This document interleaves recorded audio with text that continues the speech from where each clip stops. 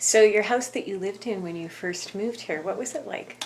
652 square feet on a 25-foot lot, so it was an apartment with a yard.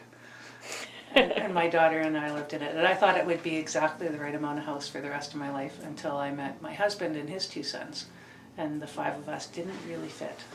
So how did you meet your husband? Well, it's kind of a silly thing. My sisters and I went to a social, and they were chatting with this guy, and I was trying to get away from somebody else entirely. And so I went and sat at this table, and they were talking about dogs, and this fellow was complaining about this little dog that every time he went to get in his truck, this dog would yap and bark and carry on.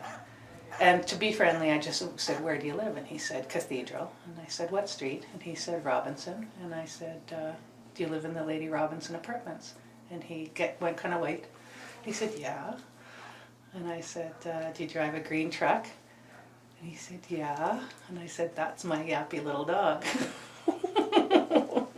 So the next day he came over with a plate of cookies and a big apology because he figured out where I lived based on the dog barking, and we got to be friends, and then we ended up married to each other for the last 9 years. So if he hadn't been complaining about my yappy little dog, I wouldn't have actually known he lived across the back lane.